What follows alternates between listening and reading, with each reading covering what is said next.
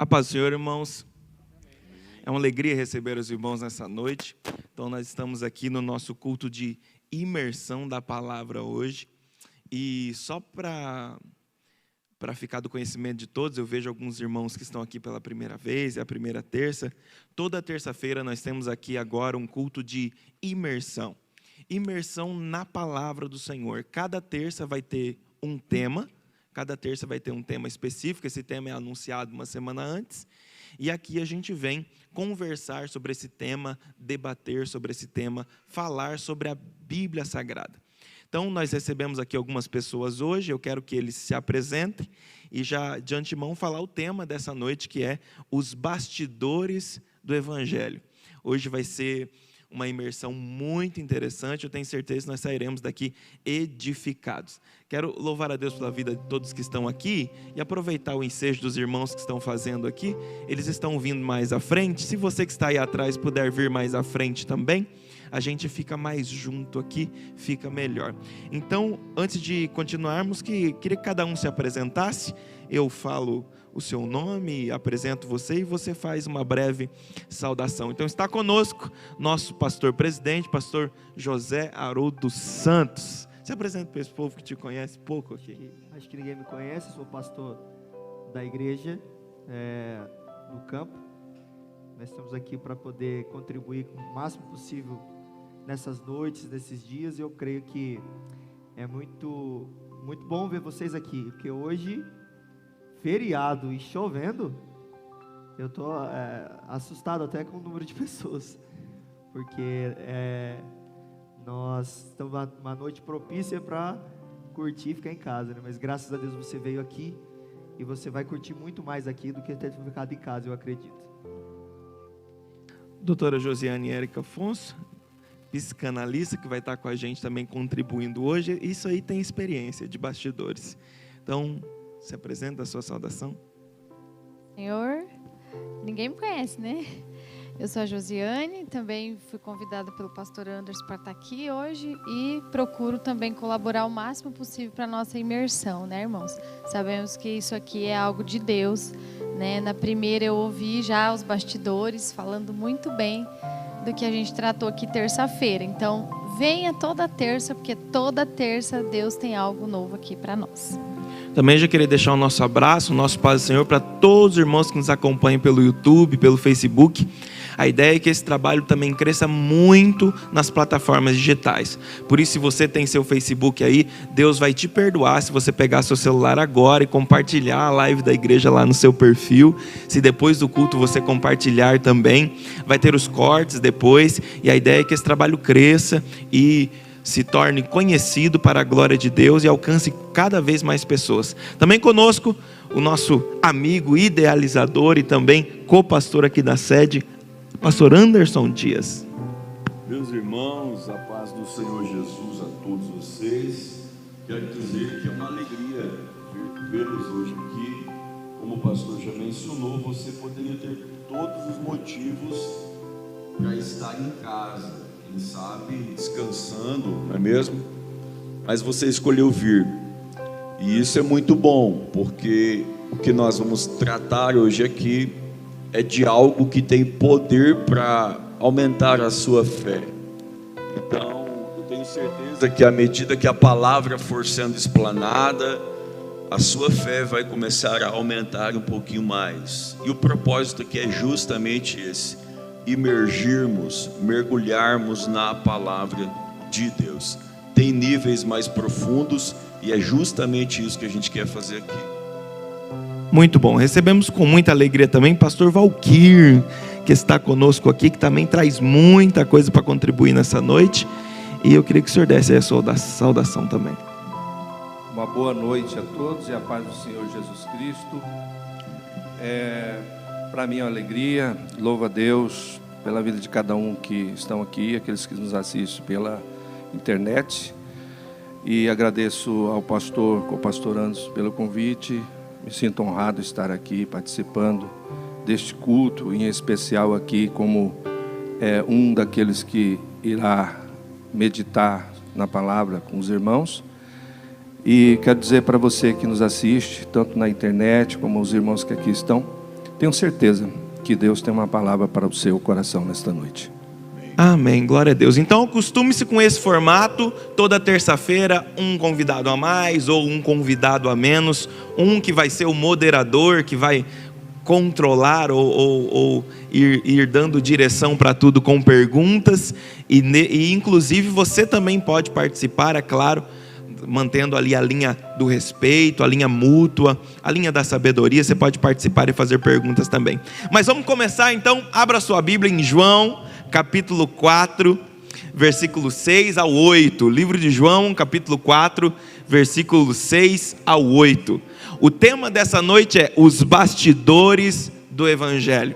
Logo quando você escuta a palavra bastidores, se você for pensar em um show, em um teatro, você vai pensar em pessoas que trabalham por trás da organização das coisas, né? Mas há duas declarações em dicionários portugueses que eu achei muito legal, que diz assim, ó: os bastidores são um conjunto de coisas íntimas, ocultas, secretas. A parte oculta de uma instituição ou grupo que envolve decisões, ações e planos que muitas vezes não chegam no conhecimento de todo o público. A Bíblia vai estar repleta de decisões assim, decisões tomadas por líderes, por homens de Deus, decisões tomadas por pessoas que estavam na direção, ouvindo a voz de Deus mais próximo do que alguns outros, decisões essas que podem ser questionadas ou não por nós aqui, mas que ao decorrer desse trabalho você vai ver que fizeram toda a diferença. Você vai ver na Bíblia, e eu tenho algumas citações de gente que preferiu perder a salvação a perder o seu povo, e depois essa pessoa estava diante do seu povo e ninguém sabia o que tinha acontecido dos bastidores. Bastidores, quando se fala de bastidores do Evangelho, isso exige muito sacrifício. E nós vamos ouvir aqui histórias de sacrifícios que levaram as pessoas a fazerem algo, ou que mantiveram uma igreja de pé, um culto de pé e assim por diante. O texto que eu disse para vocês se encontra em João, no capítulo 4, versículo 6 ao 8, e diz assim: e estava ali a fonte de Jacó. Jesus, pois, cansado do caminho, assentou-se assim junto à fonte, e isto era a hora sexta.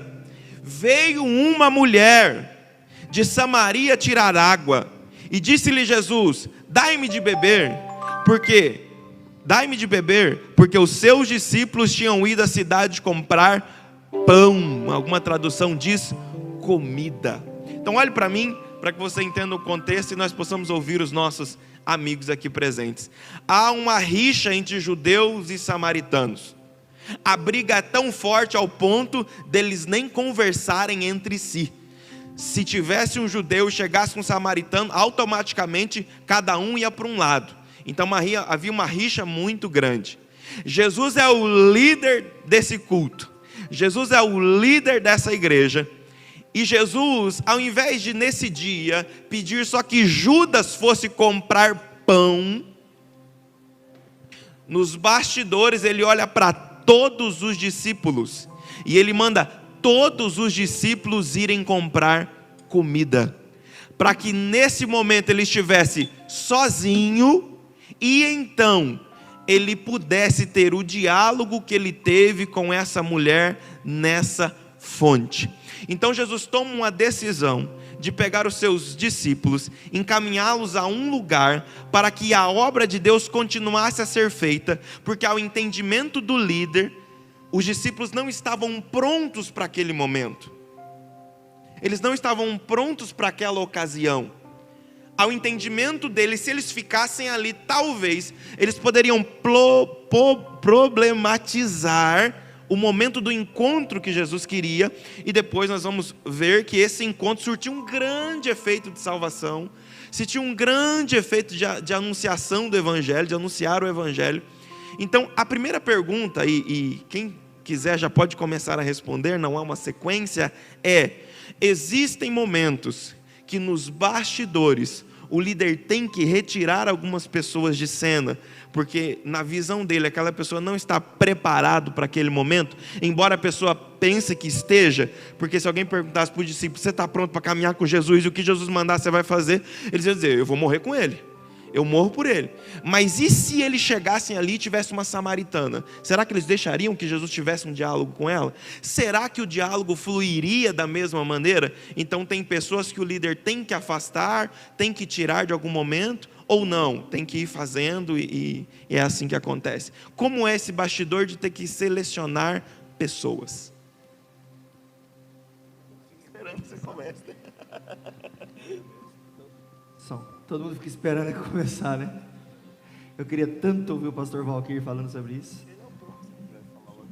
Rapaz, tem uma ordem, não sei do que tem a ordem aqui, mas tem. Não, os irmãos, é assim, muitas vezes o que nós que estamos na liderança presenciamos são conversas que não são reveladas ao público na sua integridade, entende? Chegam até nós informações que a maioria não ficará sabendo, e não podem ficar sabendo de propósito, justamente por causa disso, porque a reação pode não ser a melhor de todas, porque nós temos, eu vejo dentro do ministério, duas áreas muito importantes. Uma área que é a área do evangelismo. A área do evangelismo, em que quem os fazem são os evangelistas, e agora eu quero que você não pense no estereótipo de evangelista no sentido de uma pessoa que é consagrada evangelista. Não, é aquele que tem a chama de carregar em si o evangelho e pregar como missionário. Essa pessoa, ela fará tudo o que for necessário para pregar o evangelho. E ela cometerá, como todo ser humano, cometerá exageros para pregar o evangelho. Você já deve ter visto pessoas fazendo assim, errando, tentando acertar, para poder pregar o evangelho, para poder levar a palavra ao maior número de pessoas possível. Esse é o evangelista, esse é o missionário. Ele quer pregar, o negócio dele é pregar o evangelho, e ele vai fazer de tudo o que for possível para levar o evangelho ao maior número de pessoas possível. E existe um segundo grupo, que são o grupo dos pastores, aqueles que pastoreiam. Esses são diferentes dos evangelistas. Por que são diferentes? Porque o pastor tem em si o cuidado. O evangelista, ele vai ganhar a alma e ele vai partir para outra. Ele ganhou uma aqui, ele parte para outra ali. Ele não é preso, ele não é seguro por nada. Ele é uma pessoa que ele não é preso à placa denominacional, ele não é preso muitas vezes a um território, a um limite geográfico. Ele quer pregar, ele vai fazer a vontade do Senhor. O pastor é muito pelo contrário. O pastor tem o próprio pasto, o pastor tem o próprio rebanho, e geralmente o pastor tende a cuidar daquele rebanho. E muitas vezes o pastor vai cometer exageros. Quais são os exageros que um pastor pode cometer? Por querer cuidar do rebanho, segurar o rebanho demais. O pastor que é pastor, se uma pessoa, se um do rebanho se perde, ele quase entra em depressão, porque ele acha que ele está sendo ineficiente no trabalho dele. Então são os exageros das duas causas. Mas o que eu quero dizer com isso é que no pastoreio, você está cuidando de várias pessoas diferentes. Cada pessoa tem uma história que vai levar a pessoa a fazer e tomar determinadas atitudes. É como Jesus vai falar ali. Jesus veio para, ali no Evangelho de João, no capítulo 4, ele vai vir para o quê? Fica 6, né? No 4 e 6, isso. Ele vai vir para sarar a alma de alguém. Mas quem que conhecia? Quem conhecia da alma daquela pessoa? Os discípulos conheciam? Não, era Jesus. Então Jesus vai ter um particular com aquela mulher, porque Jesus é os dois perfeitos, o evangelista, o missionário e o pastor. Mas naquele momento ele está o quê? Pastoreando aquela mulher. E ele, para pastorear, ele vai pastorear ele só conhecendo a história. Porque o pastor, ele conhece mais a ovelha do que todas as outras. Ele conhece porque, não o caso de Jesus, porque Jesus ele é diferenciado. Jesus ele é diferenciado. Mas vamos supor que fosse um pastor. Ele já estaria acompanhando essa mulher há muito tempo. Já estaria sabendo de qual casamento que ela estava. Já estaria sabendo por que ela estava ali. Porque ela tinha vergonha de estar em um horário que todo mundo estava. Então o pastor saberia lidar com as feridas da ovelha. porque ele acompanharia a ovelha. Então, muitas vezes, o pastor, por estar há muito tempo acompanhando, ele tem mais informações do que o restante das pessoas que não está. Então, falando de bastidores, muitas vezes você vai ouvir nos bastidores dos irmãos dizendo assim: mas será que o pastor não está vendo o que o fulano está fazendo, e a fulana e o ciclano, e por que o pastor não disciplina, e por que o pastor não exclui? Conversa de bastidores, né? No caso aqui daria isso, com certeza. Se ele ficasse ali e falasse: será que ele não está vendo que é uma samaritana, onde já se viu um negócio desse? Então, o que o senhor está dizendo é que por muitas vezes as pessoas não conhecerem todo esse acompanhamento, toda essa estrutura pastoral, porque não é só chegar e tratar. O senhor está dizendo que há um acompanhamento que pode levar meses, talvez anos. Nós temos uma premissa, né? Todo aquele que segue a Cristo, ele tem que entender que a gente tem que refletir o caráter de Cristo aqui. E o que muitos não entendem, e para a gente mesmo é difícil de entender isso, é que tem horas que o Espírito Santo vai nos impelir a agir como Cristo age. Como? Muitas vezes, antes de chegar o juízo, chega a misericórdia. A misericórdia. Então, algumas vezes eu já falei de algumas atitudes que são que não são aceitas por algumas pessoas. Já falei isso em algumas reuniões e tudo mais. Só que porque às vezes chega uma pessoa e a gente trata diferente. Porque conhecendo a alma da pessoa, eu prefiro que ela esteja comigo sendo tratada, do que ela se ofenda a tal ponto com aquela atitude que ela saia de perto de mim. E daí, irmão, eu não falo sair de perto de mim só de sair de perto de mim. É sair de perto de mim, sair do seio da igreja, do meio da igreja. Porque, agora eu quero que vocês possam me ajudar. É melhor um pecador aqui dentro ou um pecador lá fora? Um pecador aqui dentro. Porque aqui ele vai ser corrigido, entende? Então eu prefiro ter aqui comigo a pessoa, conversar com ela, tratar ela, trazer ela perto de mim, mesmo que ela não esteja exercendo alguma coisa, e conversando com ela para direcioná-la, do que deixar ela expor ou fazer qualquer coisa assim, e ela não suportar aquilo e sair. Porque não é todo dia que a gente acorda crente, não é, gente? Não é todo dia que a gente acorda com a plena certeza de que hoje, como diz Pedro, hoje eu morreria por você, Jesus. Tem dia que você acorda como Pedro na cruz. Uma serva, uma mocinha, te espanta do caminho do Senhor, né? Te faz desistir de Cristo. Então, a gente entende que Jesus vai fazer um culto particular com essa mulher. Então ele tira os discípulos para que esse culto acontecesse de maneira plena. Por muitas vezes, irmão, no decorrer da nossa imersão, você vai me ver fazendo inserções, que é o trabalho do moderador. Eu preciso arrancar cada vez mais o conhecimento de quem estiver falando. Inclusive, entre nós aqui, se você tiver algo para acrescentar na fala de qualquer um, eu quero que vocês falam entre si. Então vamos ouvir o pastor Valquírio, então, em relação a esse texto, a essa história. Daqui a pouco nós vamos para o final dela, ver qual foi a reação dos discípulos que Jesus tirou da história, para que eles não vissem o que iria acontecer. Então, a ideia inicial é, dos bastidores desse culto, Jesus tirou os discípulos mais chegados, que ele mais amava, que mais estariam prontos para o culto. Ele disse: vocês nesse culto aqui não vai dar bom, então vocês vão comprar pão, porque eu preciso fazer um culto diferente.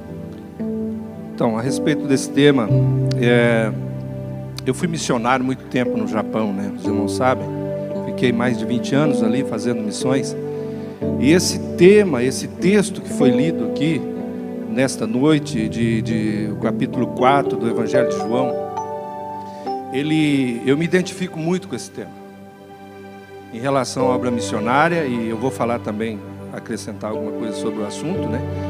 Mas eu vi aqui um Jesus que tinha uma agenda já, ele já tinha uma agenda do céu, para passar em Samaria. Ele não precisava passar em Samaria. Tinha 3 caminhos, né, para ele percorrer. E ele escolheu de Samaria. E aí o texto nos mostra que Jesus já tinha essa agenda. Porque a Bíblia diz assim: foi necessário passar. Isso veio do céu. Já estava agendado. Jesus já sabia de uma necessidade ali que ia além do conhecimento do ser humano da época ali, né?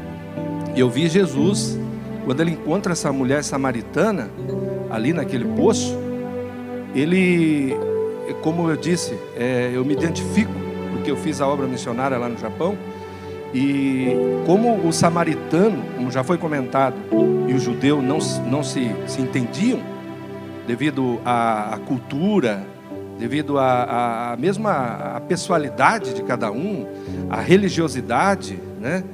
Então lá no Japão não é diferente, porque é um país totalmente idólatra, é um país milenar, é um país que vem da raiz do shintoísmo, do budismo, agora entrou o islamismo, o hinduísmo, né? Um monte de ismo ali que está tentando, é lógico que isso tem um trabalhar total do maligno atrás disso aí, né? Do inimigo das nossas almas, para tentar com que aquele povo não encontre o caminho da verdade. E nós estivemos ali com esse objetivo de trazer a verdade para eles.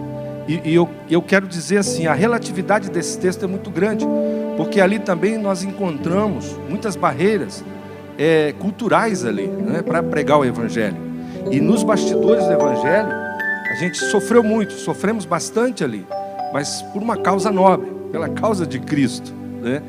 E muitas vezes, como foi comentado aqui, os nobres companheiros que aqui estão, os irmãos, aqueles que nos assistem, foi necessário a gente passar em lugares que eu não queria ir, mas eu tinha que ir na penitenciária para pregar o Evangelho, né? Então é um lugar que a gente se sente desconfortável, né? Onde tem pessoas que muitas vezes cometeram muitos crimes, às vezes coisas assim horrendas, e quando nós éramos convidados a ir, né, as portas se abriram, estivemos lá, pregávamos o Evangelho e o Senhor assim agia. Irmão, alguém aqui já foi pregar no presídio? Já teve a experiência? Irmão, é muito legal esse bastidor que ele disse. E não esquece o que você está falando, só para você continuar. Porque assim, a pessoa talvez posta um vídeo, talvez ela tira uma foto e diz assim: estamos aqui, vamos pregar no presídio com muita alegria. Mas irmão, a hora que você entra lá dentro e que você passa a primeira porta, que ela fecha atrás de você, pum! Você passa a segunda, fecha ela. Aí você passa umas 10 portas e fecha todas elas, trancadas com cadeados enormes, com trancas. E aí você está lá dentro, num quadradinho assim, e você pensa: se acontecer alguma coisa aqui, até abrir essas 10 portas que fecharam atrás de mim, vai ser muito difícil. Mas no nosso coração há uma vontade, há um amor em pregar um Evangelho. Mas não dá para, como o pastor Valquírio foi, a gente aqui tem que fazer um pacto com a verdade.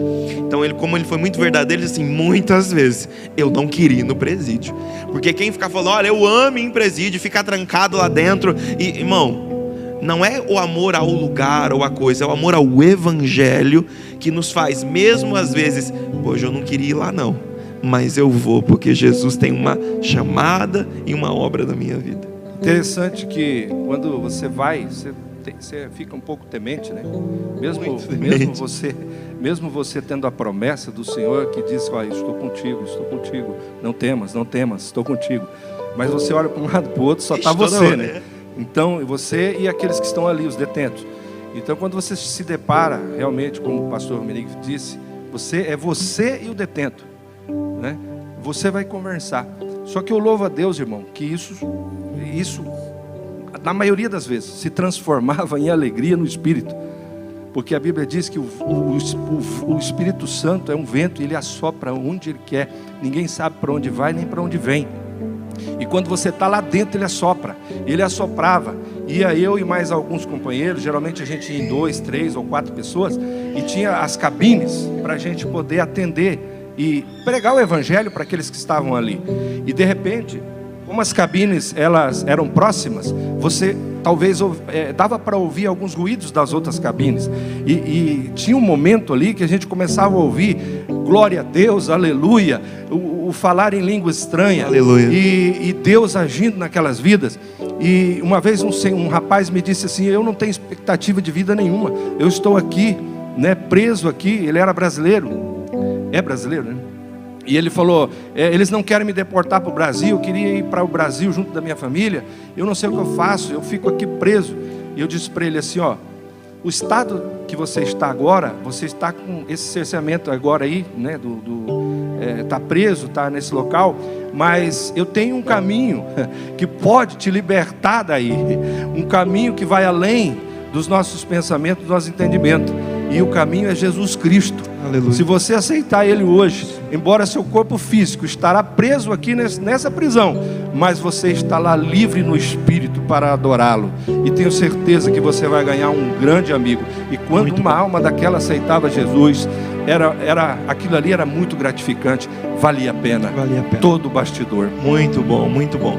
Então olha como está sendo desenvolvido o assunto. A gente já ouviu aqui que às vezes um pastor tem que priorizar um membro mais que o outro, porque às vezes um precisa mais de tratamento do que o outro, e você tem que entender que o tratamento às vezes é diferente com cada um, porque o pastor está acompanhando esse membro há muito tempo. Então não é: o pastor ama mais o fulano do que eu, cuida mais do fulano do que cuida de mim. Então nos bastidores está sendo feito um trabalho de acompanhamento de você, da sua casa, da sua família, para que tudo esteja bem. A gente ouviu aqui com muita verdade o pastor Valquir dizendo: tem dias que eu não queria ir no culto do presídio. Fechando aqui, e aquele ali era um lugar onde pessoas eram selecionadas para ir. Só para deixar Legal.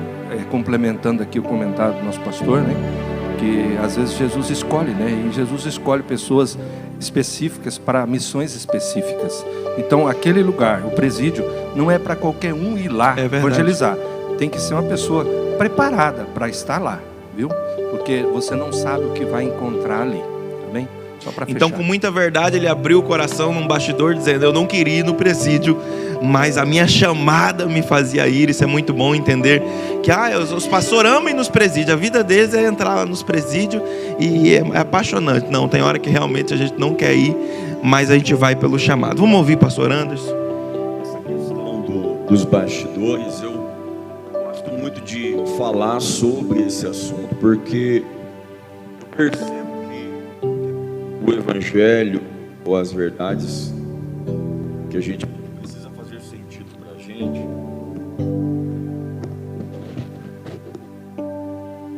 eu percebo que existem algumas coisas que precisam fazer sentido para a gente.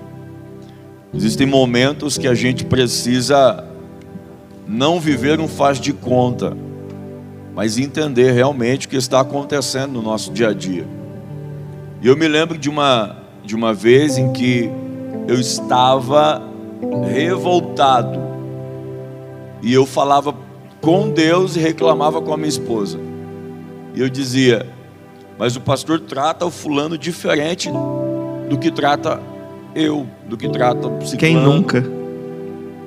Só que quem está sentado na nave da igreja, e eu sei do que eu estou falando, porque eu já passei por isso, quem está sentado e olha a figura pastoral e pensa: mas o pastor trata diferente algumas pessoas. Por que disso? Olha, o fulano fez isso e aquilo, e o pastor não fez nada. E eu não fiz nem metade daquilo, o pastor já me chamou a atenção. E um dia eu fui orar e reclamei com Deus, Moisés. Eu falei assim: Deus, por que disso? Está errado, né? Está errado isso aí. E Deus falou comigo: eu tenho filhos de diferentes idades. Deus falou dessa forma comigo. E eu pude entender, porque Deus falava assim: se eu aplicar a mesma correção para todos, neste momento de bastidor, existem algumas pessoas que não vão suportar. Se você pegar, se eu aplicar, por exemplo, uma correção no Abner, que tem 8 anos de idade, não vai ser a mesma correção que o pastor Haroldo, por exemplo, daria no Joaquim. Quanto tempo de vida? 11 meses. 11 meses. Não faz sentido, não tem cabimento. Se uma criança de 8 anos ficar correndo aqui ou ficar chorando aqui, por exemplo, o porteiro já vai chegar, vai pegar na mãozinha, vai levar para o pai, vai corrigir. E ali, você vai pegar ele com 11 meses de vida e vai aplicar a mesma correção? Não vai, porque todo mundo que está em volta está entendendo que tem um processo acontecendo. Só que esse bastidor no Evangelho, às vezes a gente faz de conta que não está enxergando. Só que a mesma coisa acontece. E agora trazendo aqui no sentido pastoral, hoje eu entendo exatamente isso. Porque eu já levei esse nome de que o pastor Anderson trata fulano melhor que trata o ciclano. Mas a pessoa que está falando, às vezes, Sérgio, ele não sabe o que o pastor Anderson sabe. A pessoa que às vezes aponta o dedo e fala, como eu apontei lá atrás, essa pessoa não sabe as conversas de bastidor que ele já teve, que ele está acompanhando. Um exemplo disso é o gabinete pastoral. Não tem como ser com todo mundo. Bastidor. Eu entendo perfeitamente o que Jesus fez. É um momento de gabinete pastoral aqui. Chama os discípulos, olha, vão comprar comida, porque eu preciso ganhar uma pessoa aqui. Eu preciso chegar mais próximo dessa pessoa. E assim, só para complementar, assim como existe o aliviar para um podemos dizer assim, para um neófito, para uma pessoa que nasceu agora na fé ou que tem menos maturidade, existe também o rigor maior para quem já precisa estar fazendo coisas que ainda não está. Eu já me deparei com isso, eu já falei até com a minha esposa muitas vezes isso aí. Por quê? A pessoa que a gente já coloca que às vezes a gente que está sempre junto com a gente, que está passando, que já está às vezes até com mais maturidade que outros, porque às vezes a gente é tão, e eu usei essa palavra porque parece que a gente é injusto com a pessoa, de exigir muito mais, mas não é de exigir mais, é questão de que aquela pessoa precisa passar por aquele processo de preparação, porque a carga que ela vai receber logo ali na frente, ela tem que estar preparada. Ela tem que estar preparada. Se a gente não for enérgico naquele momento, quando chegar o momento da carga, a carga esmaga ela. Isso é tão verdade que às vezes um assunto surge, por exemplo, né, num grupo, na igreja, por exemplo. Vamos ser bem realista com relação a isso. Às vezes está acontecendo um problema e aquilo está fomentando e as pessoas estão comentando, e às vezes a liderança é a última pessoa a saber, ou então às vezes a liderança já está a par daquilo, já está tratando aquilo, porque entenda uma coisa, irmãos, isso aqui é muito importante a gente falar. A gente, com o passar dos anos, e eu vejo aqui pessoas de cãs brancas já, que vão poder dizer isso, a gente aprendeu, e eu falo a gente porque eu acompanhei essa história, buscando esse conhecimento e acompanhando um pouquinho desses últimos anos. A gente aprendeu muito bem a como tratar casos, só que no tratar casos nós perdemos muitas pessoas. Por quê? Porque a gente não deu a atenção devida para um bastidor. E eu entendi que se nós não nos despertássemos, e eu me incluo nisso como liderança, que vai chegar um momento que não vai ter casos mais para tratar. Por quê? Porque não vai ter pessoas. Não vai ter pessoas. Ou seja, pessoas são tratáveis. E como que você trata uma pessoa? No púlpito da igreja, no domingo à noite? Não. Bastidor. Foi como o caso ali, né, pastor, os discípulos, eles não sabiam o que estava acontecendo. Exatamente. Como quando eles retornaram e viram Jesus conversando com uma mulher, o que não era normal na época, conversar com uma mulher, ainda mais sozinha, ainda mais tratando de quem era, que era samaritana, pecadora, né? Então eles ficaram pasmos, diz a palavra, né? Então eles lá. não tinham conhecimento, então mostrou que eles realmente não estavam preparados para o João 4:27 vai dizer, então vamos direto, que era o próximo versículo, já que o pastor citou. Naquele momento, então Jesus não quis fazer um culto público, porque tinha que tratar aquela mulher em uma conversa pastoral particular. Então eles saíram comprar, e quando eles voltaram, o versículo 27 diz: naquele momento chegaram os seus discípulos e ficaram admirados, porque ele estava conversando com uma mulher. Mas nenhum deles perguntou o que ela queria, e também não perguntaram a Jesus por que o motivo ele estava falando com ela. Então vocês entendem que eles chegam e um começou a conversar com o outro. Mas o que Jesus está fazendo com essa mulher? Como pode? Será que ele não notou que ela é uma samaritana? E por que ele está conversando com uma mulher sozinho? E virou aquele... Mas o líder sabia o que estava fazendo. Sabia o que estava fazendo, até porque, como o pastor disse aqui a respeito de uma agenda, nós temos uma liturgia, nós temos, eu gostei da palavra que o senhor usou aqui no primeiro culto de quinta-feira. Estereótipo. Gostei disso. Por quê? Porque a gente coloca uma coisa na cabeça, tem que ser assim, e eu aprendi assim, e eu vou morrer assim, e tem que ser só assim. Mas não faz sentido com o que Paulo vai dizer sobre a renovação da mente. Isso é um pensamento que não é bíblico, é um pensamento imposto por alguém. Então toda imposição, a conta não vai fechar no final. Agora, quando eu paro para entender que uma mudança de agenda foi necessária, porque tinha um propósito maior naquilo, eu preciso entender que isso se repete até os dias de hoje. Um exemplo é o que nós estamos fazendo aqui. Estávamos acostumados com um culto de terça, de um formato, de um jeito, de uma forma. Mas por que mudou? Para dar mais efeito. Eu estou há um ano aqui, fez um ano e pouquinho aqui, e eu não me lembro de um culto de terça-feira, salve o dia que era campanha e tinha o pastor de fora, para dar um número assim de pessoas. Agora, por que está mudando? Opa, dá certo de outro jeito também. Vamos trazer um foco para aqueles que estão vindo, ou para aqueles que serão atraídos para isso. Então sim, a mudança de agenda, devido a uma necessidade que não tinha como esperar. Tem a oportunidade.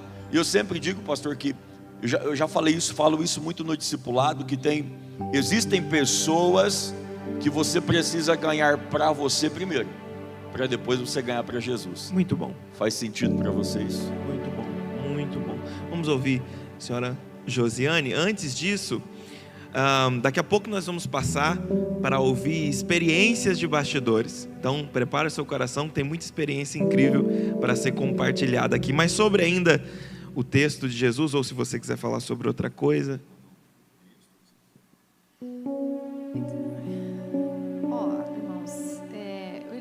Já no início, né, eu também tinha notado aqui, mas nós não combinamos não, o que é bastidor, né, primeiramente, no dicionário, bastidor é um conjunto de coisa íntima, oculta e secreta, íntima, oculta e secreta.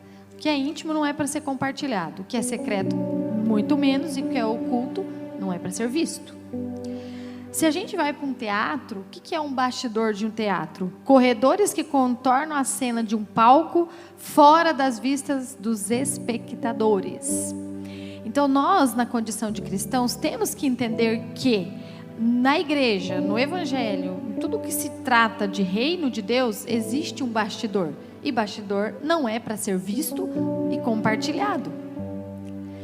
E eu, né, o pastor com toda a experiência de pastor, o Anderson também, pode falar melhor até do que eu, porque há coisas que eu não tenho que ver e nem saber, e tá tudo bem.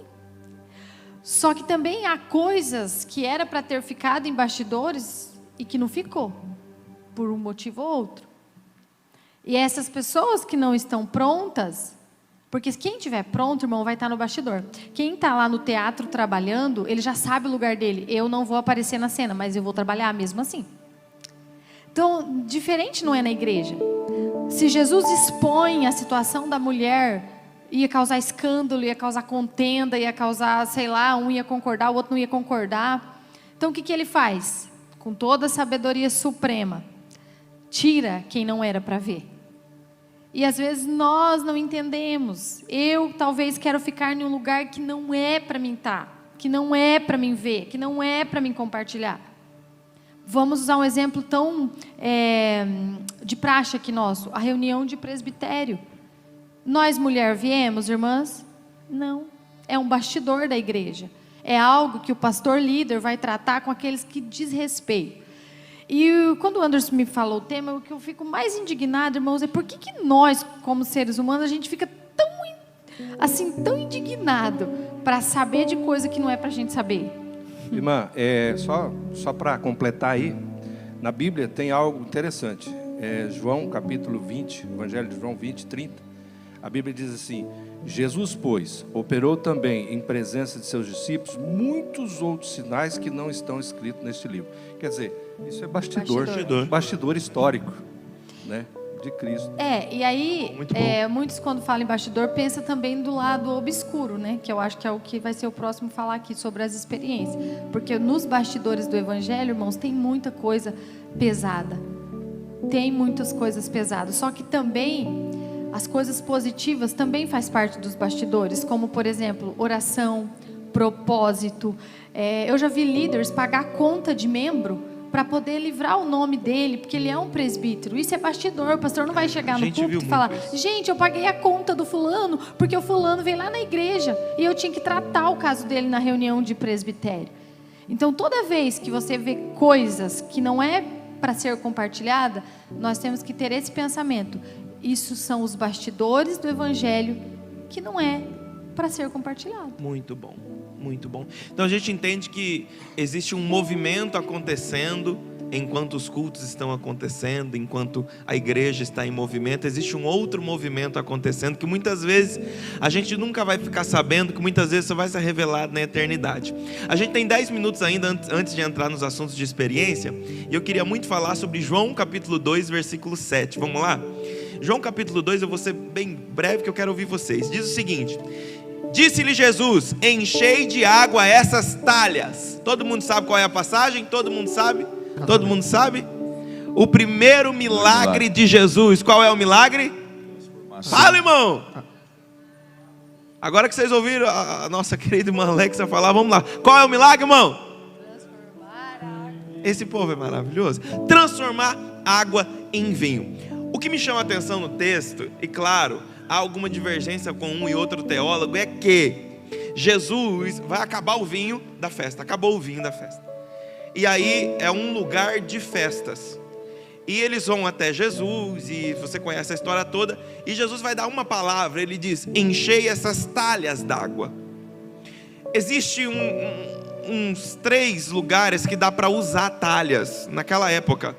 Um dos lugares poderia muito ser, e a razoabilidade do texto vai dizer que pode ser muito provável que seja, eram as talhas que os judeus usavam para a purificação. Ou seja, não tinha asfalto, não tinha tênis confortável igual o seu, sapato fechado. Eles vinham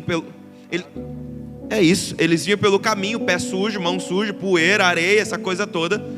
Então, principalmente nas festas e nas casas também, tinha essas talhas d'água ali com 60, 100 litros d'água, que as pessoas, ao chegar na porta, elas lavavam os pés, lavavam os braços, as mãos, e então elas entravam na festa, inclusive, porque até hoje o judeu tem muito costume de comer com a mão.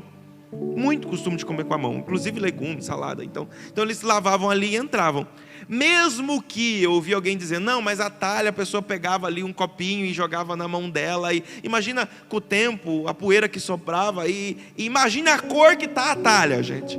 Imagina no final da festa, depois de várias horas, de um monte de gente ter chegado, que cor que estava o resto de água nessa talha, porque parece que elas estavam razoavelmente vazias, porque Jesus vai dizer: enchei. Imagina um bastidor onde quem está ali dentro, que são os servos, sai correndo lá fora e não bebe não, é água suja. Eles iam acabar com o milagre. Então muitas vezes aqueles que estão nos bastidores, e daí entra no assunto que a minha esposa comentou, os que estão nos bastidores têm que aprender que a conversa dos bastidores tem que ficar nos bastidores. E o que a gente entende sobre isso? Queria ouvir vocês. Eu percebo nesse texto algo muito interessante, porque nessa grande festa chamada vida, é bem verdade que tem momentos que o vinho nosso acaba. Ele é um filósofo, nós entendemos, né? Que o vinho ali, ele simboliza a alegria, e nós entendemos que existem vários momentos nessa grande festa que essa alegria vai acabar, né? Ou começa a diminuir, e é preocupante isso. Mas eu percebo que a alegria só volta por causa de pessoas que realmente mesmo no momento de dificuldade, mesmo no momento de crise, elas escolheram continuar ali obedecendo. Porque a mãe de Jesus, quando vai falar para os servos, façam tudo o que ele mandar, que ele disser, eu imagino ali os servos tirando os olhos dela e olhando para Jesus. E olhando para quem, irmãos? Estou quase pregando. Mas aí, nessa grande festa chamada vida, enquanto nós estivermos olhando para Jesus e estivermos dispostos a obedecer o que ele fala, é nos bastidores que a gente vê os maiores milagres acontecendo. Eu percebo que quem está disposto a servir nos bastidores é alguém que está disposto, ou é alguém que vai viver e vai ver aquilo que ninguém vê. Isso é muito bonito, porque o que você está dizendo é que para quem estava nos bastidores, o milagre foi maior. Não foi só um vinho bom, né? Foi a água suja que se transformou no melhor vinho. Eu com certeza nessa grande festa existiam pessoas ali que nem ficaram sabendo que o vinho tinha acabado. Ninguém ficou sabendo, a ideia é essa. Ninguém ficou sabendo. Aqueles de repente que eram mais próximos acompanharam, viram o milagre de longe.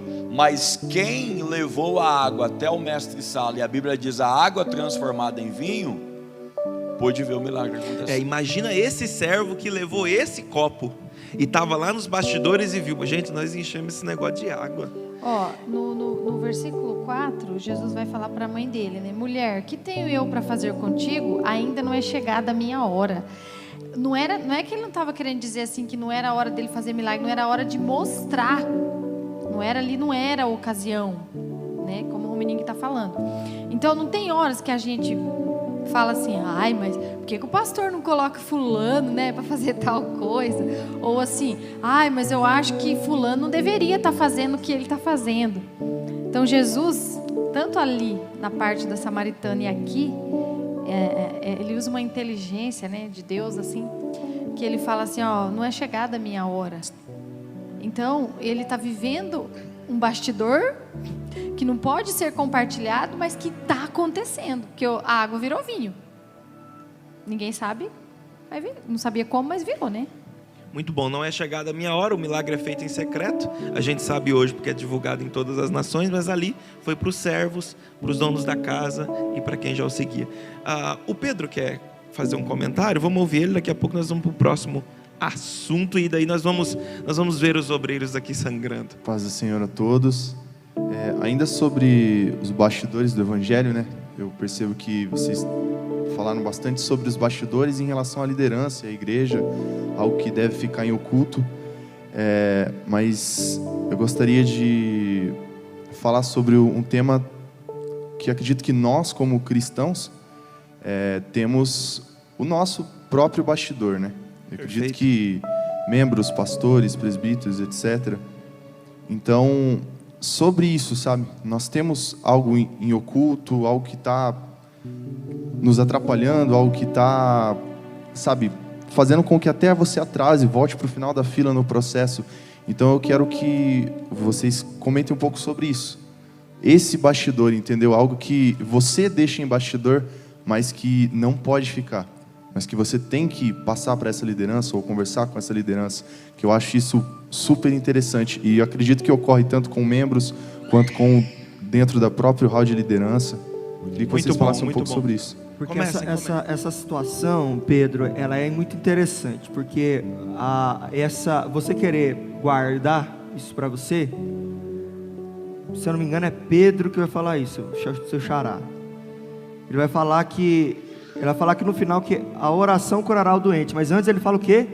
Comunicar as vossas necessidades aos santos. Fala, conversa, você tem que conversar. Provérbio vai dizer que aquele que confessa, deixa alcançar misericórdia. Essa questão do oculto, as pessoas têm muito medo hoje do quê? Da exposição. Que exposição que isso vai trazer? O manual bíblico, o manual para um ministério maior é a Bíblia. Jesus vai ensinar o quê? Se você vê teu irmão errar, o que você faz? Vai com ele e chama a atenção dele, conversa com ele. Isso aí ninguém vai ver, é só você e ele. Se caso ele continuar errando, você vai chamar 2 ou 3 testemunhas e vai conversar com ele. também ninguém vai ver a não ser as testemunhas. Se ele insistir no erro, aí você chama a igreja para tratar o assunto. Que a igreja também tem no seu papel o papel de julgar, né? No sentido de aqueles que não podem estar no meio, porque tem pessoas que não podem estar no meio da igreja. Paulo vai dizer que tem um camarada lá que é tão terrível, vai falar assim, ó, vou entregar o corpo a Satanás para ver se a alma é salva. O nosso pastor Anderson, né, ele comentou sobre isso já, nós tivemos aulas sobre isso no discipulado, e eu achei interessante ressaltar, principalmente como a gente está no canal aberto, assim, para muitas pessoas ouvirem, então acho e muitas vezes a cura é o que a gente não entende hoje em dia. Hoje em dia a cultura mudou. A cultura antes era a gente confiar em Deus, né? Hoje a cultura é você mais confiar na ciência, naquilo que é razão. Mas eu ainda entendo que existe doença espiritual. Sim. E muita doença espiritual, meu querido, muita doença. E não é só depressão, só ansiedade, tem doença física que é espiritual.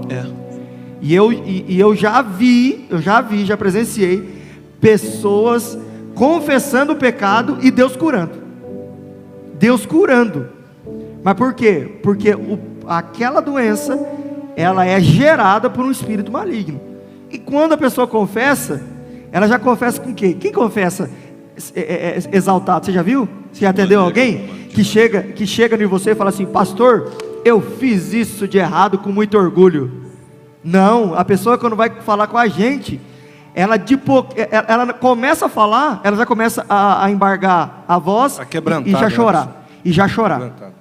Mas hoje há um pensamento generalizado dentro disso que o Pedro falou, que as pessoas acham mais fácil dizer o seguinte: eu não quero dar problema, eu não quero preocupar, né? Eu não quero tomar tempo. Mas isso aí é conversa fiada. Isso é mais medo.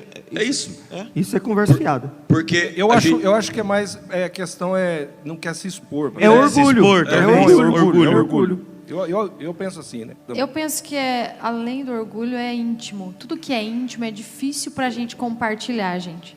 Por isso que na profissão a gente usa técnicas de ferramenta, porque a pessoa ela tá ali para isso e ela não consegue. Só que a pessoa precisa ver que esse íntimo, se ele não pôr para fora, isso leva à condenação. Isso que eu ia falar pro ela Pedro. tem que confiar no pastor dela. Isso. Uma maneira de você fazer o seu bastidor chegar até alguém que é designado para isso é você olhar o pastor Haroldo como pastor e não como José Haroldo. Aí ele vai te dar um direcionamento como pastor José Haroldo, que é o seu pastor. Bom. Pastor Anderson não é meu cunhado, é o meu pastor líder.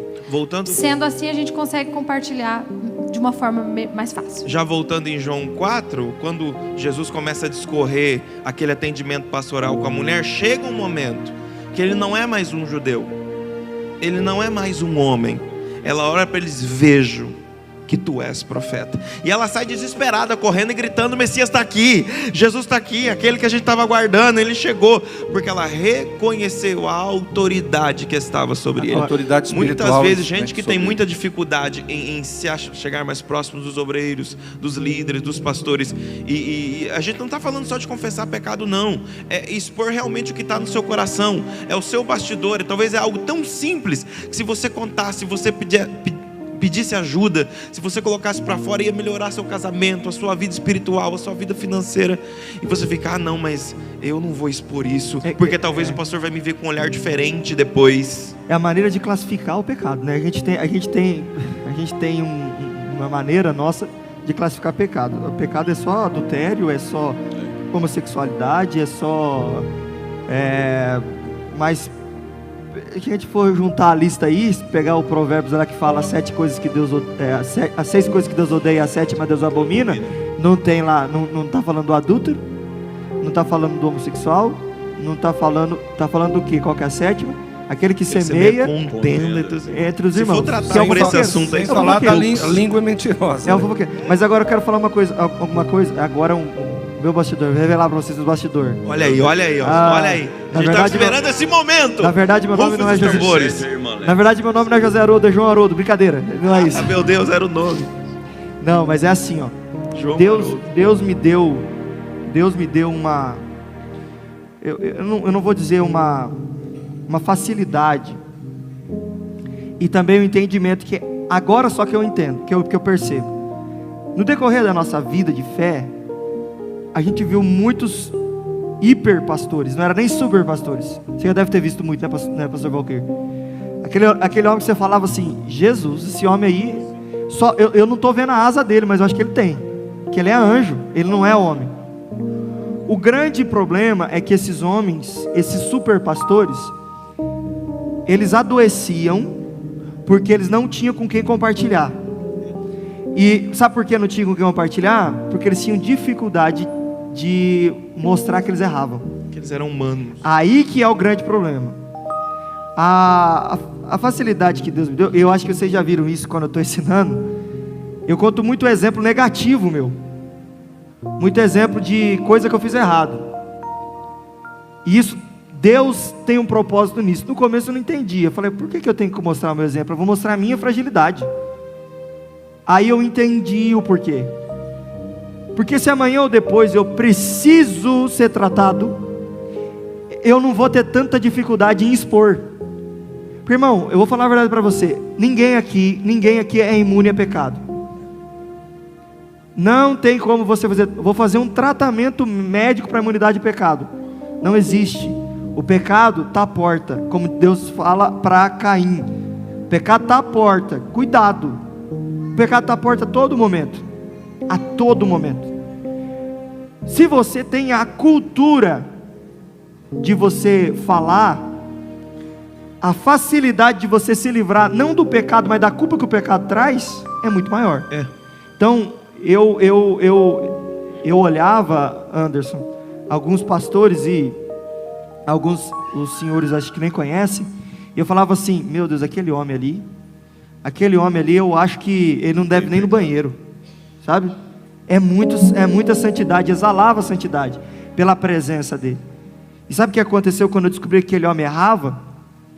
Rapaz, a decepção, a frustração doía na minha alma. Não por ele ter errado, não é isso, porque a gente não pode errar, mas por eu ter criado a expectativa de que ele não era nem humano. E a gente tem essas pessoas, irmão. Querubim. A gente tem essas pessoas. Tem essas pessoas que falam assim, esse homem é santo, esse homem é demais, é fora do comum. E depois você descobre que ele falhou, que ele errou. O que acontece? Você se frustra. E aí que vem, se a frustração vir muito forte, você desvia da fé. Então, vamos ouvir agora, vamos caminhando aqui para o encerramento e passa muito rápido. Então nós vamos passar aqui por duas passagens bíblicas e eu não vou lê-las na sua totalidade, e eu vou só comentá-las. E eu queria ouvir vocês, experiências tanto relacionadas a isso para os líderes.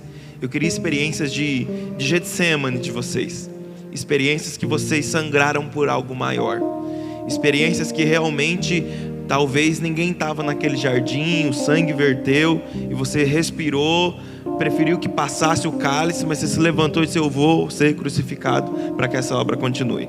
Mas eu quero falar do amor de um líder. Êxodo 32. Se você quiser abrir ou anotar, eu não vou fazer a leitura por causa do tempo, mas eu vou fazer um resumo. O povo desagradou a Deus, mas desagradou muito a Deus. Moisés subiu para encontrar Deus em cima do monte. Moisés demorou, e na visão deles, eles fizeram um bezerro e começaram a adorar. Deus ficou tão bravo, mas tão bravo com a situação, que Deus vai fazer uma proposta para Moisés. E olha o que Deus vai dizer para Moisés. Disse mais o Senhor a Moisés: tenho visto a este povo, e que esse povo é um povo, eu vou parafrasear, que esse povo é um povo difícil. Agora vamos fazer um combinado aqui nós dois. Deixa que a minha ira se acenda contra eles, e eu destrua tudo, consuma eles tudo, e depois eu e você vamos fazer uma grande nação junto, só nós dois. E então Moisés respondeu e suplicou ao Senhor, dizendo: Senhor, por que se acende a tua ira contra o teu povo, que tiraste do Egito? E aí ele disse o seguinte: o que vão dizer os egípcios? que o Senhor tirou o povo de lá para matar no deserto. E a Bíblia diz que Deus, pela intercessão desse líder, se arrependeu do mal que ele iria fazer.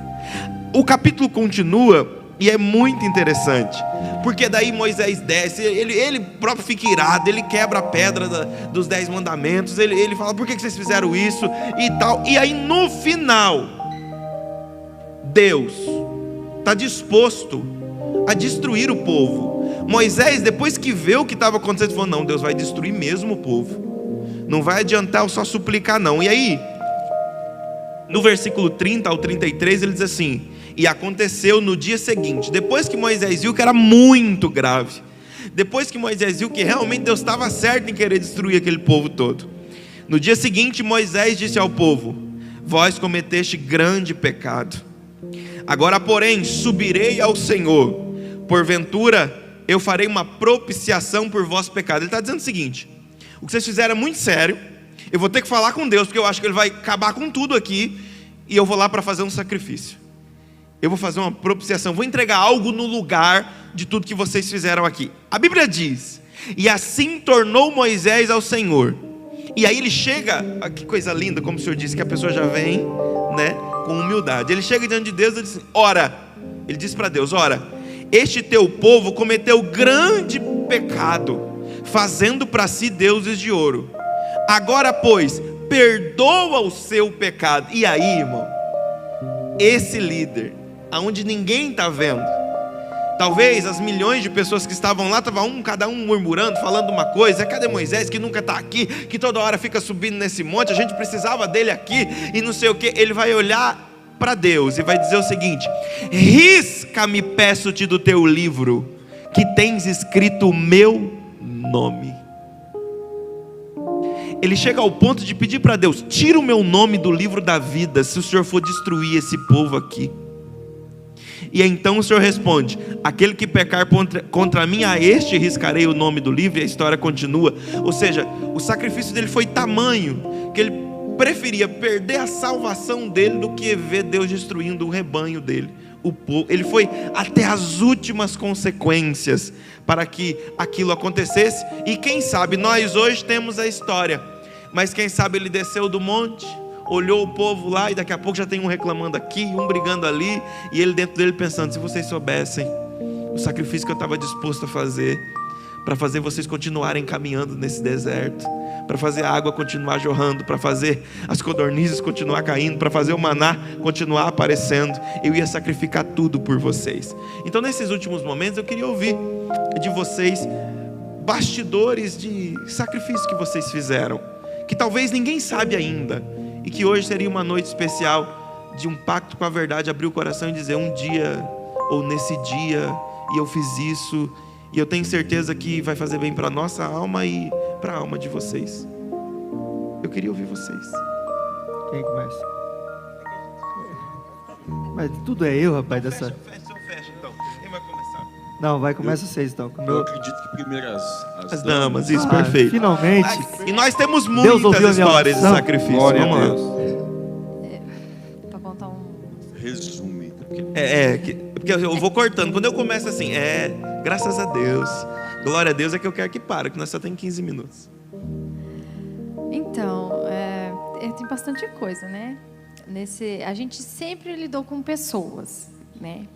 Então, assim, mesmo com tão pouco tempo de casado, com pouca experiência de fé, sempre apareceu pessoas, problemas e casos que a gente não sabia resolver. Nem tão pouco, talvez nem dar uma direção, assim, para a pessoa. Somente mesmo pela graça, né, de Deus, mas experiência, casal de 50 anos, 40 anos procurando a gente fica meio constrangido, né, tem hora. Mas eu, como tem um tempo que eu lido com essa área aí, eu queria compartilhar os bastidores de uma mulher, irmãs. Porque até pela Bíblia a gente vê, né, por exemplo, Noé, a gente não ouve falar o nome dela, né? Nem como ela reagiu. A esposa de Noé, né? O cara do nada vai construir um barco, porque Deus falou que vai chover, e ela estava lá, né? Quem sabe, não sei o que ela falou, qual foi a reação dela, mas ela viveu isso. E eu me coloco, né, nessa posição hoje para ressaltar essa parte, porque, irmãos, é triste o bastidor de uma mulher que está com a vida empenhada na obra. A roupa, sapato e cabelo e posição, na maioria das vezes é contraditório o que elas estão vivendo. E não são poucas, tá? São muitas. São muitas mulheres de líderes, ou até, igual o Pedro falou, né? De pessoas que estão aqui na igreja, que estão vivendo algo assim, tão um morto andando, né? Então eu compartilho disso todo dia. E algo que me marcou foi a história de uma pessoa que é neta de pastor. O pai é pastor, o avô é pastor, o bisavô é pastor. E ela, abusada por ele por 7 anos, não pôde denunciar porque a mãe dela falou assim: não pode tocar no ungido do Senhor, senão você vai pagar um preço. E esse caso foi tratado somente ali, né, comigo, que sou terapeuta. Não foi tratado nem na igreja e nem perante a lei do nosso país, né, por um estupro de vulnerável que ele tinha que responder. Então isso me chama assim para algo que às vezes a gente não olha. Por que pode acontecer um negócio desse no evangelho, no reino de Deus? É algo que pode ser compartilhado, irmãos? Não é, mas acontece. Então eu deixo como experiência esse lado, o lado de coisas que não está sendo compartilhado, mas que está acontecendo.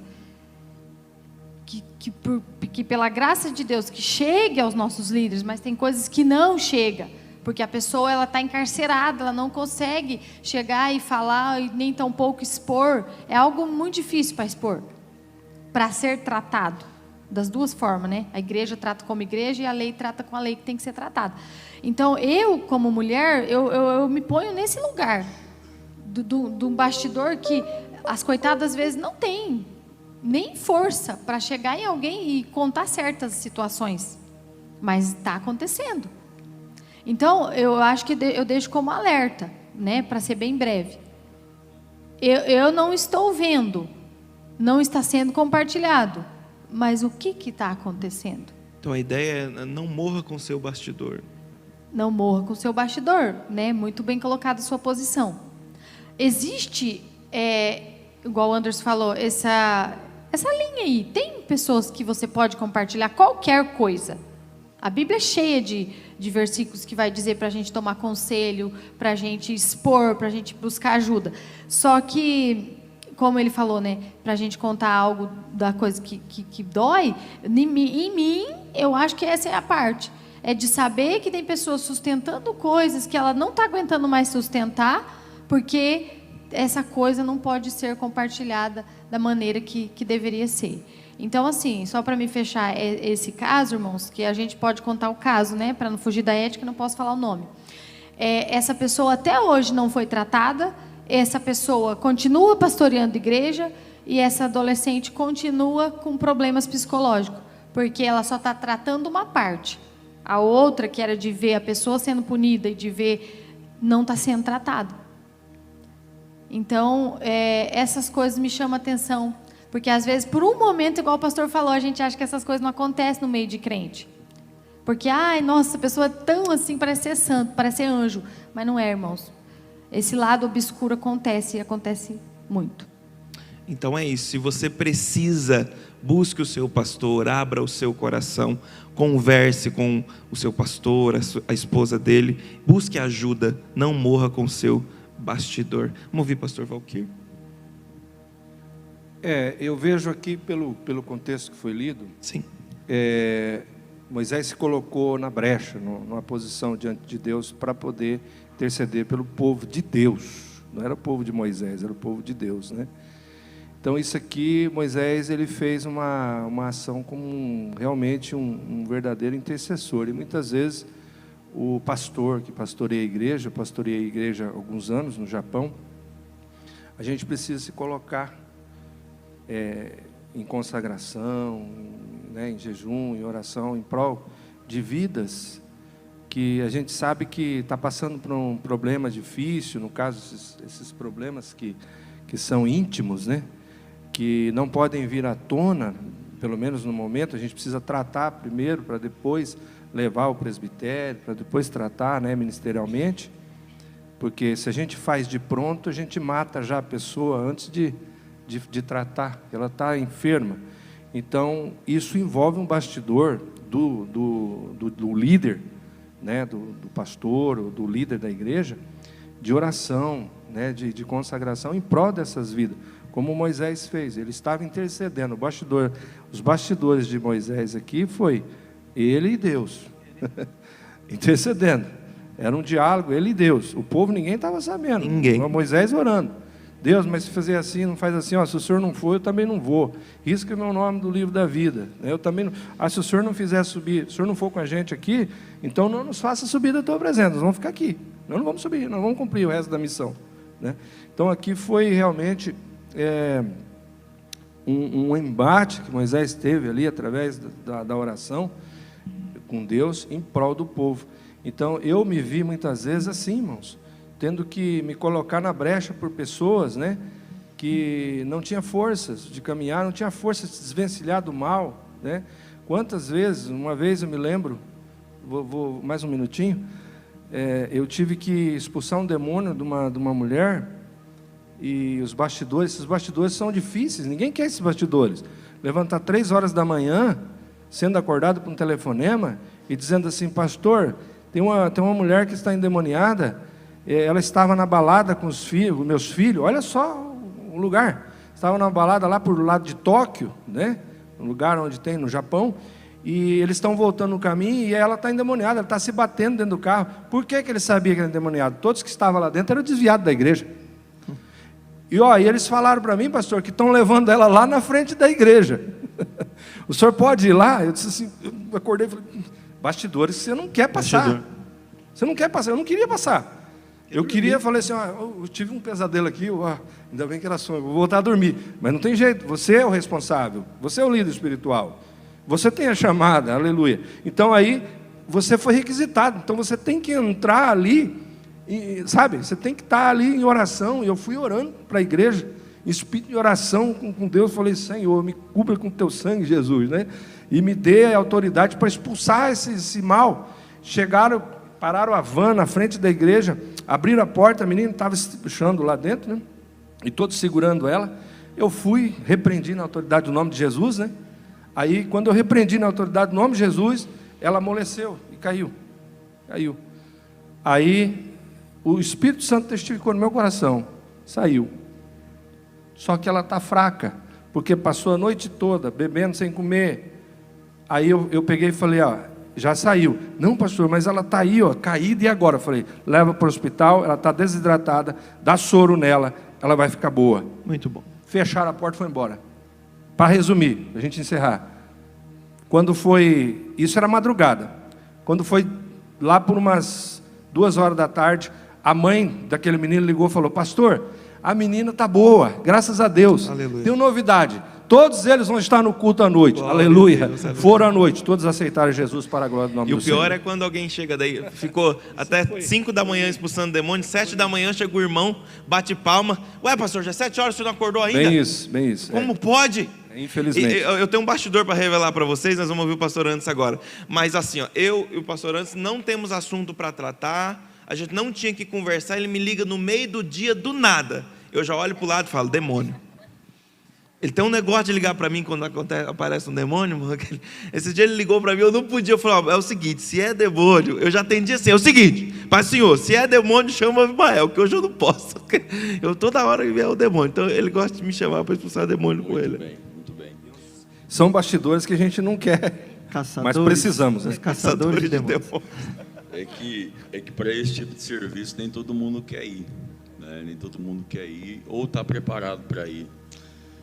Mas falando de bastidores aqui, se a gente e daí, se vocês pudessem, vocês vão encerrar. O pedido era realmente, essa igreja está ansiosa para ouvir um bastidor sacrificial de vocês. Eu vou falar algo aqui que para mim, não é novidade. Porque, assim, não é uma situação em si. Eu me alegro em falar sobre isso, porque eu estou vivendo isso aqui junto com a minha esposa aqui em Campo Mourão. Com 3 meses que nós estávamos aqui, eu orei a Deus, eu perguntei para Deus, por que nós estamos para cá? Qual é o propósito de nós estarmos aqui? E Deus falou justamente essa palavra comigo. Eu te trouxe vocês para cá, para tratar os bastidores da minha igreja. E eu falei, Senhor, se esse é o propósito, então envia. E assim, a maneira que Deus começou a enviar, e isso assim, para mim é angustiante, por quê? Porque a gente sempre está conversando isso dentro de casa, nos nossos bastidores. Quando as luzes se apagam, todo mundo vai embora, e a gente sobe ali, a gente começa a conversar, começa a lembrar de situações, e é algo assim que às vezes causa até uma dificuldade entre a gente. Por quê? Porque ela percebe que há uma preocupação exagerada com algumas pessoas, com algumas situações. E ela sempre fala isso para mim, falou, você não pode se culpar a esse ponto, não é culpa sua, você não pode se cobrar dessa forma. Só que um dia eu estava falando com Deus, e Deus me levou a pensar exatamente da forma que eu vou falar agora, porque para um líder ou para um crente, e agora eu vou tirar a nomenclatura de pastor ou de um líder, e vou pela linha de pensamento do Pedro, para um cristão, é muito cômodo você olhar para alguém e dizer assim, mas o Moisés não quer, então fazer o quê? O Moisés não quer fazer o quê? Vou lavar as minhas mãos. E eu sei que realmente a pessoa tem que querer, eu sei disso, isso é uma verdade para mim. Só que eu, como um cristão, que estou passando por uma situação semelhante, ou que eu estou entendendo o que a pessoa está passando, uma pessoa com dificuldade, como que eu vou deitar minha cabeça no travesseiro? Isso para mim é realmente sangrar. Dormir pensando, mas aquela pessoa simplesmente não quis. E aí fica na minha cabeça, o que faz uma pessoa querer? E agora eu desço dessa posição de pastor e fico na posição de um crente. E eu quero pensar dessa forma, o que faz uma pessoa querer? Porque entenda uma coisa, eu sei que do outro lado tem que ter uma vontade também. Mas eu sempre uso esse exemplo ali no discipulado. A gente pode não estar falando de churrasco aqui, mas se eu começar a falar aqui como a gente vai preparar essa carne, da maneira que a gente vai cortar, a maneira que a gente vai preparar o fogo, a maneira que esse corte vai ter uma gordurinha assim e tal, o sal vai ser o sal específico, você já vai começar a dar risada, falar, seu pastor, que dia que a gente vai marcar? Por quê? A pessoa não queria, não estava pensando, mas a maneira como eu falo daquilo que eu gosto, daquilo que eu vivo, desperta em alguém o desejo de querer aquilo também. E se a gente falasse do Evangelho, isso eu me cobro mesmo, por quê? Eu sempre falo isso com o pastor até me deu uma chamada esses dias, falou assim, olha, vai com calma, por quê? Porque eu me cobro muito nisso. Se nós como crentes, isso é bastidor, irmão, isso você não faz num culto, um dia de culto em 2 horas, isso você faz no seu dia a dia.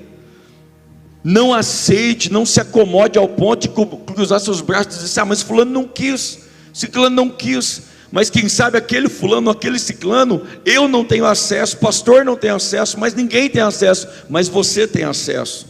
E como que a gente consegue deitar nossa cabeça no travesseiro e simplesmente virar para lá e dizer, mas fulano não quis, então eu lavo as minhas mãos? Não, irmão, insista um pouquinho nisso. Porque se tem uma coisa que dá muito resultado, é aquilo que você faz quando ninguém está vendo.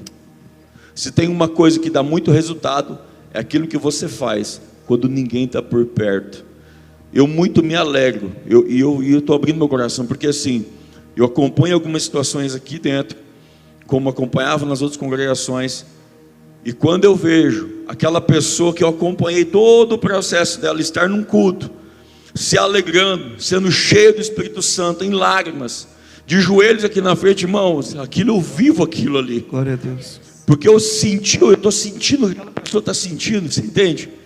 Para mim é uma alegria muito grande, para mim é uma vitória.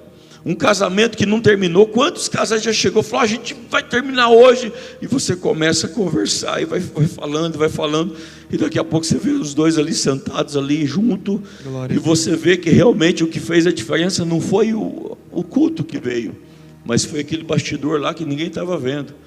Então, irmãos, antes de ser pastor, antes de ser um líder, você precisa entender que cada um de vocês tem essa possibilidade de fazer algo que ninguém, ainda que ninguém saiba, ainda que ninguém veja, mas você vai poder ganhar mais alguém para Jesus. Então, eu vou encerrar porque não dá para falar muita coisa. A gente quer ouvir o pastor. Glória a também Deus. Vamos sentido. ouvir o nosso pastor encerrar. Acho que não vou falar, não, vou ficar revelando meus bastidores para os outros. Não, irmãos, eu acho que é assim, eu acho que isso acontece, acho que todos vocês já puderam entender que muita coisa, a maioria das coisas são feitas não nos holofotes, né? O holofote é consequência daquilo que já foi feito no bastidor, no em secreto, né? E tem uma pesquisa que vai falar que pastores mesmo ganham poucas almas. Quem ganha mais almas são geralmente os familiares. Por quê? O familiar está acompanhando, você está junto com ele ali. Você vai conversando com a pessoa. São duas: primeiro a família e depois os amigos. Porque você é mais cirúrgico na operação, né? Um pai sabe o que está acontecendo com o filho. Um filho sabe o que está acontecendo dentro da casa. Um amigo, confidente, sabe o que está acontecendo com o outro. Então, quando você vai fazer a operação, a cirurgia, você já sabe, você já tem todo o diagnóstico pronto na sua cabeça. Mas uma coisa que eu me perguntava muito a Deus, é porque da minha geração, rapaz, tem pouca gente na igreja, sabe? E da geração ainda dos filhos dos pastores. Eu ficava perguntando, rapaz, como é que pode, né? Parece que filho de pastor não é crente, é tudo desviado. O meu avô sempre fala que você tem que ser filho de Deus, não neto de Deus, né? Ser filho de crente não garante salvação. Daí você é neto de Deus, Deus só chama os filhos. E aí eu fui me perguntar, Deus, por que isso acontece? Já falei com algumas pessoas isso aí. Aí Deus mostrou. Eu vou começar um ditado aqui, você termina. Filho de peixe. Você já viu muito Pedro? Pedro é um exemplo. Eu vou pegar o Pedro, vamos pegando Pedro para Cristo mesmo hoje, né? Vamos crucificar Pedro de cabeça para baixo. Qual que é a tua profissão, Pedro? Hoje. Por que você é mecânico, Pedro? Está entendendo? Eu vejo, irmão, eu vou falar a verdade para você. Eu tinha isso aí. Tinha um preconceito grande demais. E olha que eu sou neto e filho de pastor, né? Meu pai já foi pastor, você sabe muito bem, me conhece a história. E eu falava assim, mas como é que pode, rapaz do céu? Esse cara só está aí por causa que é parente do pastor falando de tal. Eu já fui esse crítico. Depois eu parei para pensar por que ele estava ali muitas vezes. Algum de vocês tem pastor na família, não? Tudo primeira geração. Então, eu já sou a terceira geração da família que é crente. Aí eu vejo uma coisa importante. Gente, eu era criança, eu já via coisas sendo discutidas ali, não de segredo dos outros, entendeu? Mas coisa que acontecia na igreja, decisões da igreja, eu sendo criança estava participando. Indiretamente, eu não dava minha opinião, porque eu aprendi muito bem com o professor que tive, né, chamado José Anunciação, que falou que a gente não pode se intrometer na conversa dos adultos. Mas criança escuta, adolescente escuta. E tinha muitas vezes que eu saía da casa do meu avô, com alguma coisa, alguma preocupação que eles tinham, eu saía revoltado. Eu falava, esse povo aí, não falava da igreja em si, mas falava das lideranças, aqueles que tomam a decisão. Eu falei, esse povo aí, não é possível que esse povo é crente. Por quê? Eu não tinha maturidade para poder decifrar e para poder tomar a decisão sobre aquele assunto. Mas aquilo foi entrando dentro de mim. Eu fui aprendendo. Por quê? Como que eles faziam? Por que eles faziam? A decisão deles era o contrário da minha, geralmente. Eu falava assim, eu pensava na minha mente, faz isso, ele vai fazer isso. E quando ele tomava a decisão, ele fazia a outra. Eu falei, não é possível. Não é possível, está tudo errado. Mas aceitava, né? O grande problema é que essas coisas vão gerando revolta dentro da gente. E se a gente não tiver que a gente não tiver a convicção de que Deus está no controle de tudo, a gente para. Por isso que eu vi que muitos filhos de pastores pararam. Muitos parentes de pastores pararam. E eu perguntava sempre para Deus: Deus, por que isso? Eu estou preocupado, Deus, porque pode ser que eu seja o próximo. Está todo mundo parando, por que será que vai acontecer comigo? Aí Deus me mostrou. Ele falou assim: quem você acha que tem mais probabilidade de ser usado por mim para conduzir o trabalho? Quem acompanha desde pequeno. E quem que você acha que o diabo também sabe dessas coisas? Assim como Deus sabe do potencial, o diabo também sabe, gente. E ele vai ali, ele vai bater, ele vai minar. E como às vezes a gente não tem estrutura espiritual, psicológica para aguentar aquilo ali, aquela carga que o diabo vai lançando sobre a gente para. Eu posso dizer para vocês aqui, eu já fui extremamente humilhado por ser neto pastor. Pessoas que acham que a minha capacidade vem porque eu sou neto pastor, ou seja, é por causa que eu sou parente, é nepotismo. E eu tive muito problema no começo, hoje já tenho um pouco menos, ainda tem. Mas eu nunca gostei, minha esposa sabe muito disso, tanto que eu odiava que as pessoas falavam: tá aí o neto do pastor Anunciação. Porque elas não enxergavam o Haroldo, elas enxergavam o neto do pastor Anunciação. Isso é pesado demais. Porque quando você enxerga o neto do pastor Anunciação, você enxerga uma anunciaçãozinho. Eu não sou anunciaçãozinho. O anunciação é uma anunciação. Ele não pode ser imitado, ele não pode ser copiado, ele é único. Ele é único, ele é uma joia única. Eu falo sempre assim, se eu for 50% do que ele for, eu já sou o mais feliz da terra, no ministério. Mas não é. Eu vou construir a minha história. E qual que é o difícil? O difícil é essa comparação, entendeu? Mas muitas vezes, essas questões, eu lembro que nas conversas que a gente tinha em casa, quando não adiantava mais nada, pastor Valquir, quando os argumentos não eram suficientes para me convencer, o argumento final era: mas você é neto do pastor. Filho do pastor, neto do pastor. Mas eu quero fazer. Mas você não pode, que você é neto do pastor. Então, aí você pensa o quê? Qual que é o pensamento? Então, vamos fazer o seguinte: eu saio da igreja, aí já não tem mais.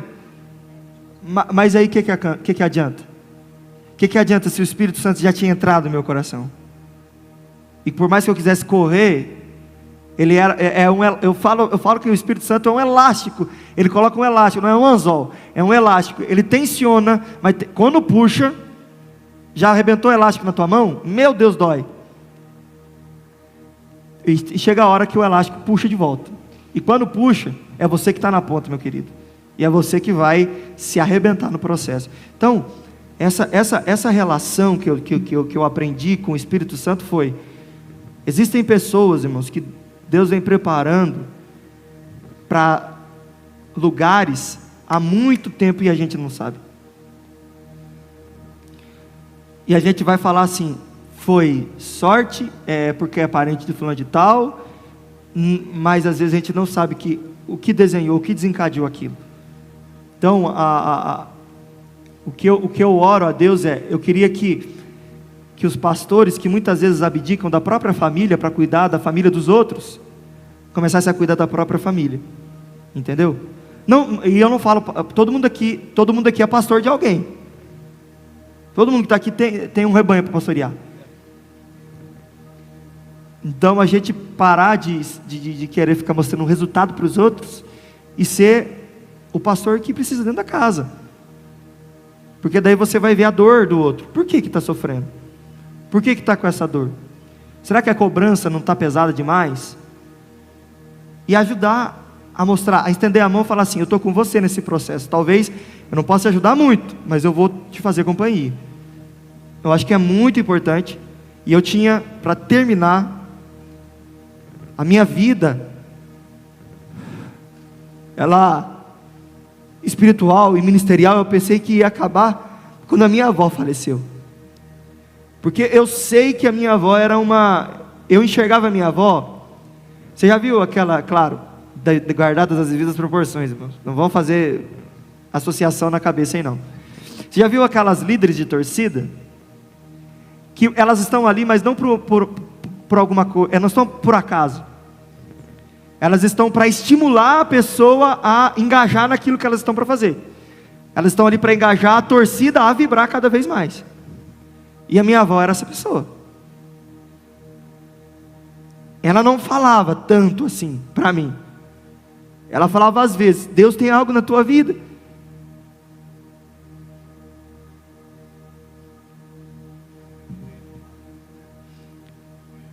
Deus tem um ministério para você, meu filho. Poucas vezes ela falava, não era todo dia. Eu chegava na, e minha avó falava, não. Mas às vezes que ela falava, era muito forte. E eu sabia que ela orava por mim, pelo ministério, sem ela falar. Ela não falava, mas eu sabia. Eu sabia que ela não queria. Ela ficava preocupada quando eu falava alguma coisa. E às vezes eu falava, soltava essa, mas não pode essas pessoas estar fazendo isso. Ela ficava preocupada com a maneira que eu estava pensando sobre tudo aquilo que estava acontecendo, sabe? Depois ela vinha explicar: meu filho, não é assim do jeito que você está pensando. Ela falava.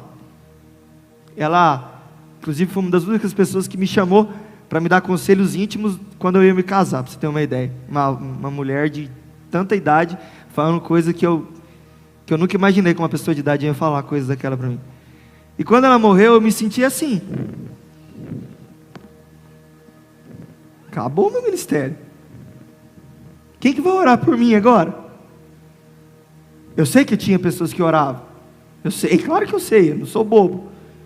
Mas eu sabia do que ela tinha de visão para mim. Eu acho que Deus tinha mostrado para ela, não é possível. E ela olhava para mim e falava, e ela via o que eu ia ser. Eu não enxergava nada, nunca enxerguei. Mas ela olhava, ela via. E quando ela foi embora, eu estava na hora que ela morreu em casa. Eles ligaram para mim, eu estava indo para o meu trabalho. Eles ligaram para mim, eu fui lá acompanhar, veio a ambulância, eu recolhi ela e foi difícil. Mas naquele dia eu fui para casa. E no outro dia, que nunca a ficha cai na hora, né? No outro dia, quando a ficha caiu, me veio tudo isso. Eu olhei e eu não vi mais ela. Eu não vi mais a pessoa que era, como eu posso dizer, a minha torcedora. Aquela que orava por mim, que via aquilo que eu não via. Aquela que poderia, quando eu não aguentasse mais, eu sabia que ela ia falar alguma coisa para mim. Falar assim: olha, não é desse jeito igual você está pensando. É assim, olha, não pensa assim. Ela não falava com... E todos que conheceram, ela sabia. Ela não falava como meu avô fala, né? Meu avô duro, sisudo, porque ele é um homem forjado no fogo, meu avô. A minha avó também, mas a minha avó era carinhosa. Ela era, como dizem algumas pessoas, era um amorzinho de pessoa. E ela era isso lá. Eu lembro quando meu avô queria me bater, ela se colocava na frente. Gente, eu apanhei do meu avô, tá? Para vocês verem. Olha aí, Bastidores. olha aí, bastidores. E não foi poucas vezes, tá? Muitos bastidores. E daí ela se colocava na frente para me defender. Essa imagem eu tinha acabado de perder. Não sei se vocês conseguem compreender isso. Sim. E eu estava, nem sei com quantos anos eu estava quando ela faleceu. Eu tinha pouco tempo de casado, eu acho, né? E daí eu falei: agora já era. Agora já era. E foi então que parece que as coisas iam dar tudo errado. Mas é o elástico de Deus se esticando, sabe? Ele se esticou o máximo que eu pude. E eu posso falar para vocês que teve momentos na minha vida, muitos deles, que eu não queria ser nada da igreja, nem pastor, nem nada. Tanto que eu não sou formado em teologia. Eu sou economista. Eu queria seguir a minha profissão, gente. Não queria depender de igreja, não. Eu não queria. Mas o elástico estava esticado. Tá entendendo?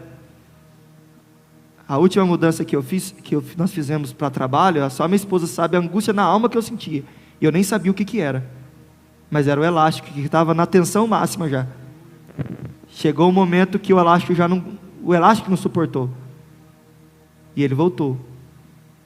Ele voltou com tudo, né? A minha vida virou de pernas para o ar. Mas eu entendo que eu estou naquilo que Deus me chamou para estar. Glória a Deus.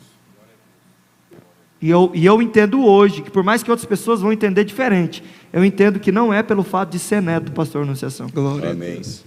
É pelo fato de que, no decorrer da história, Deus forjou o meu caráter para eu poder estar, não preparado, porque ninguém está preparado para tudo, mas estar pelo menos mais ciente da onde recorrer, da fonte aqui buscar. Glória Então a essa Deus. acho que foi a questão mais difícil que eu enfrentei, né? De ter que passar por esse processo da família, né? Que não é muito fácil. Bastidor, muito bom. Nós queremos agradecer a todos vocês que estão aqui hoje. E os cultos de terça-feira é para serem assim, irmãos, passarem tão rápido que a gente nem perceba e que a gente se apaixone por esses cultos. Agradecer muito a banda que esteve com a gente tocando, a cada irmão que saiu da sua casa. Terça que vem nós vamos estar aqui reunidos, terão novos convidados, e o tema da terça que vem é a dor da alma, ok? Então o tema da terça que vem é a dor da alma. Convide alguém, fale desse culto, fale como Deus está falando. Meu agradecimento, pastor Valquir, em nome já do Anderson. Meu agradecimento a Josiane, pastor que está sempre presente apoiando a gente. E Anderson agora com a finalização. Hein? Só dar os avisos, nessa próxima quinta-feira nós continuamos então com a nossa série de ensino da palavra, onde está sendo abordado o tema liberte-se da ofensa. Tem sido bênção para as nossas vidas. Se você ainda não veio participar de nenhuma quinta-feira, eu quero deixar esse convite aberto a você, a estar aqui, aos nossos irmãos e amigos que estão nos acompanhando também pelas redes sociais, a um dia desses estar aqui presente, acompanhando aqui presencialmente. Tenho certeza que vai ser bênção para a sua vida. Quinta-feira, então, às 20 horas, nosso culto de ensino. E sábado pela manhã nós teremos a nossa reunião do presbitério, a partir das 9 horas da manhã. À noite teremos o culto com o departamento infantil, a liderança na direção do departamento infantil. Domingo pela manhã, nossa escola bíblica dominical, e no domingo à noite, nosso culto da família. Quero fazer aqui, ainda em tempo, uma observação. A Bíblia diz que o povo padece por falta de conhecimento. Segunda-feira, discipulado. Terça-feira, imersão. Quinta-feira, culto de ensino. Na quarta-feira, no futuro bem breve, já vai começar também um curso teológico. Quinta-feira, culto de ensino. Domingo pela manhã, escola bíblica dominical. Então o povo padece se querer, porque o ensino está sendo passado e está sendo dado de diversas formas. Nosso pastor, então, encerrando com a bênção apostólica. Que o amor de Deus, a graça do nosso Senhor Jesus Cristo e a comunhão do Espírito Santo esteja com todos hoje e sempre. Que todos digam...